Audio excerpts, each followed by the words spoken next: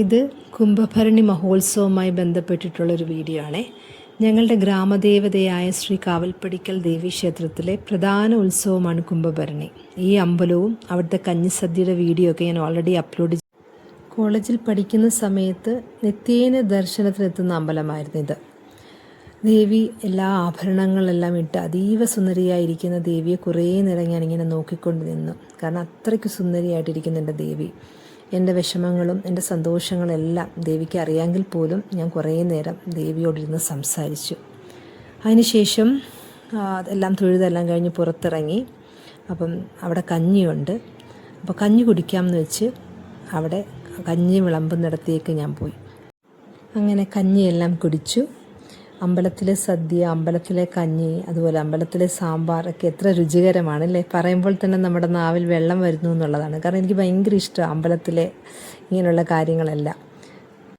അങ്ങനെ ഞങ്ങൾ വീട്ടിലെത്തി. ഇനിയും സദ്യ ഒരുക്കണമല്ലോ. അങ്ങനെ അമ്മയെ കുറച്ച് ഹെൽപ്പ് ചെയ്തിട്ട് ഞാനും ചേച്ചിയും കൂടെ പൈനാപ്പിൾ പായസം ഉണ്ടാക്കാൻ തീരുമാനിച്ചു.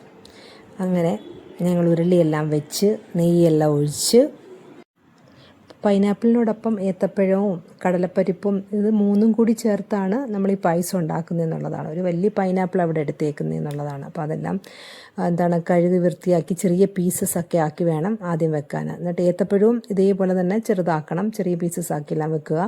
കടല അതുപോലെ തന്നെ കഴുകി വൃത്തിയാക്കി ഒന്ന് വഴറ്റുകയും കൂടെ ചെയ്യും. എന്നിട്ട് ഇത് മൂന്നും കൂടെ പ്രഷർ കുക്കറിലിട്ട് അടിച്ചിട്ടാണ് ഈ പറഞ്ഞ നെയ്ക്കകത്തോട്ട് ഈ അടിച്ച മിശ്രിതമാണ് ഇതിലേക്ക് ഇടുന്നത് എന്നുള്ളതാണ്. എന്നിട്ട് അതിലേക്ക് ശർക്കര ഉരുക്കി ചേർക്കണം. ശർക്കര ഇട്ട് ഒരു 15 മിനിറ്റോളം വഴറ്റണം. അതിനുശേഷം 3-ാം പാൽ ഒഴിക്കുക. അത് വറ്റി വരുമ്പോൾ 2-ാം പാൽ ചേർക്കണം. പിന്നെ 1-ാം പാൽ ചേർക്കുക. പിന്നെ തിളയ്ക്കാൻ പാടില്ല. പിന്നെ നെയ്യിൽ വറുത്തെടുത്ത നട്ട്സും കിസ്മിസും ഇടുക. അതിനുശേഷം ഏലക്കാപ്പൊടിയും ചുക്കുപൊടിയെല്ലാം ഇട്ട് നന്നായിട്ട് ഇളക്കി എടുക്കുക. സ്വാദിഷ്ടമായ വിഭവങ്ങൾ ആസ്വദിക്കാനുള്ള സമയം കൂടിയാണിത്. അങ്ങനെ ഞങ്ങൾ സദ്യയെല്ലാം ആസ്വദിച്ച് കഴിച്ച്. ചെണ്ടമേളം, മറ്റു കലാപ്രകടനങ്ങൾ എന്നിവ ഈ ഉത്സവത്തിൻ്റെ ഭംഗി കൂട്ടുന്നു എന്നുള്ളതാണ്. അതുപോലെ ഈ തേരുണ്ടല്ലോ, വാദ്യമേളങ്ങളോടുകൂടി ഇവിടുത്തെ എല്ലാ ജനങ്ങളും അകമ്പടി സേവിച്ച് ദീപാരാധനയ്ക്ക് മുമ്പ് തന്നെ ക്ഷേത്രനടയിൽ ഈ തേര് സമർപ്പിക്കുന്നു എന്നുള്ളതാണ്. അങ്ങനെ പല കരക്കാരുടെ കെട്ടുകാഴ്ചകളെല്ലാം കണ്ട് എന്നിട്ട് അതിനോടൊപ്പം തന്നെ ഞങ്ങളും അമ്പലത്തിലേക്ക് പോയി. അവിടെ ചെന്നപ്പോൾ തിരുവാതിര കളിയൊക്കെ നടക്കുകയായിരുന്നു. അപ്പോഴേക്ക് കെട്ടുകാഴ്ചകളും അമ്പലത്തിലേക്ക് വന്നുകൊണ്ടിരിക്കുന്നു. അത് ഭയങ്കര രസമാണ് കാണാൻ. അങ്ങനെ എല്ലാം കണ്ട് ചെറിയൊരു വിഷമവും തോന്നി. കാരണം പെട്ടെന്ന് കുംഭഭരണി കഴിഞ്ഞല്ലോ. അങ്ങനെ എല്ലാം കണ്ട് ഞങ്ങൾ തിരിച്ച് വീട്ടിലേക്ക് മടങ്ങി.